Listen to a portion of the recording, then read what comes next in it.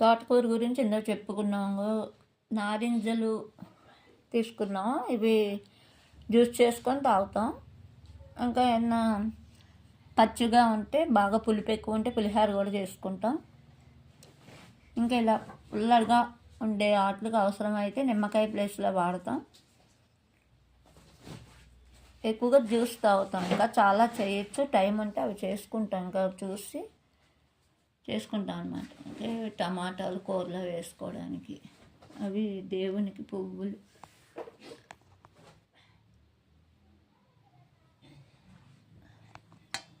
పెసలు నానేసుకొని తింటే మంచిది కదా, అందుకని పోషకాలు ఉంటాయని చెప్పి పెసలు తీసుకున్నాం. రాడిష్ చాలా ఆరోగ్యానికి మంచిది. రాడిష్ మంచిదే, ఆకులు మంచిదే. చక్కగా చేసే విధంగా మసాలా వేసి వండుకొని చేసుకుంటే రాడిష్ కూర మంచిగా బాగుంటుంది, టేస్టీగా.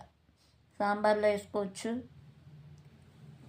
మంచిగా అన్నీ వేసి ఉల్లిపాయలు, ఉల్లి కాడలు కానీ వేసి పులుసులాగా కూడా పెట్టుకోవచ్చు, మంచి టేస్ట్ వస్తుంది. గుమ్మడికాయ తాజాగా ఉంది, కట్ చేస్తే మంచిగా వండుకుంటాం అన్నమాట. కూర వండుకోవచ్చు, చాలా చేయొచ్చు. హల్వా చేయొచ్చు, గుమ్మడికాయని పులుసు పెట్టుకోవచ్చు, సాంబార్ చేస్తే అందులో వేయచ్చు. ఇప్పుడు మనం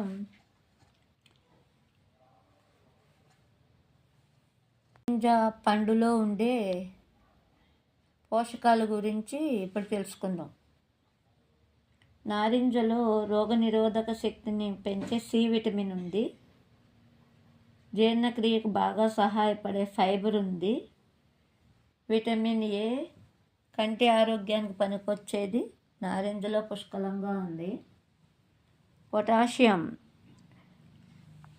అది హృదయ ఆరోగ్యాన్ని బాగా పెంచుతుంది, అది కూడా ఈ నారింజలో పుష్కలంగా ఉంది. మీకు వీడియోలో నేను ఇవాళ తీసుకున్న అన్ని వెజిటేబుల్స్ చూపెడుతూ ఈ నారింజ పోషకాలు చెప్తున్నా. యాంటీ ఆక్సిడెంట్లు ఉన్నాయి, అవి శరీర రక్షణకి ఉపయోగపడతాయి.